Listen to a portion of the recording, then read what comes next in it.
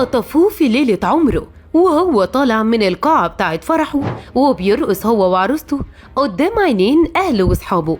ومن ساعتها الدنيا اتقلبت. هي كانت مجرد ثواني بعد ما سحبوه وخدوه في عربية بيضة طلعت تجري بيه. ومن ساعتها والقصة انتشرت على السوشيال ميديا وحصل رعب في الدقهلية خصوصا ومصر عموما. فتعالوا معايا بقى أعرفكم اللي حصل لعريس الدقهلية ويا ترى ايه حواره. العريس كان طالع من القاعة وحاطط ايده في ايدين عروسته وعمالين يرقصوا وحواليهم اهلهم واصحابهم والمعازيم والجو كان مليان زغاريت. وفجأة اتشقت الارض وطلعت منها عربية ملاكي بيضة وحد فتح بابها الوراني وشدوا العريس من وسط اهله وخدوه وطلعوا يجري بيه والكل كان مصدوم وقتها. الزغاريت والفرحة قلبت لأصوات من الستات خصوصا أهله. وطلع أصحاب العريس يجروا ورا العربية يمكن يلحقوها بس طبعا كانت طارت وخدت معاها العريس المخطوف بعد ما صورت الموبايلات اللحظات المرعبة دي.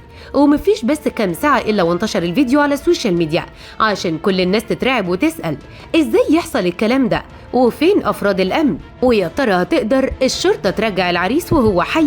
وطبعا كان من بين التعليقات ناس تخيلت ان في حد تاني كان مرتبط بالعروسة وقرر ينتقم من العريس ويخطفه عشان ما يتهناش بيها.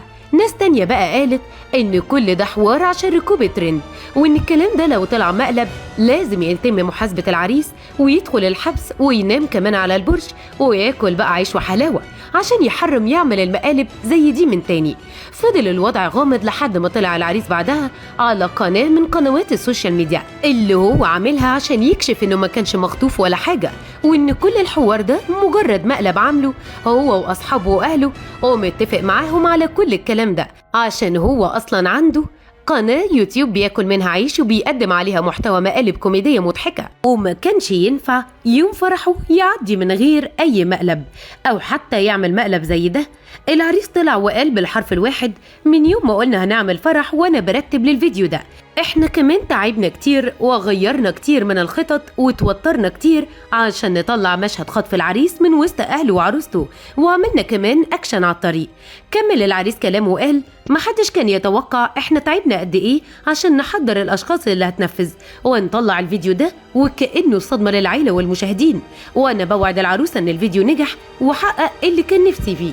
طبعا الناس كلها علقت تعليقات كتير على اللي حصل وكمان على كلام العريس. فقال شخص من الأشخاص يعني انت ترعب الناس بالطريقة المجنونة دي عشان تعمل فيديو وتركب بيه ترند؟ والله العظيم المفروض الشرطة تلم أمثالك وتنام على البرج عشان تتعلم الأدب. خلاص الترند جنن الناس. بعدها على طول راحت الشرطة وقبضت فعلا على العريس اليوتيوبر أحمد جمال وكمان عروسته أمل البدراوي. المفاجأة الكبيرة قوي إن العريس طلع متجوز قبل كده 3 مرات ومتهم كمان في قضايا نصب قبل كده. وفي النهاية بقى تفتكروا ايه هيكون مصير العريس صاحب الفيديو هو وعروسته؟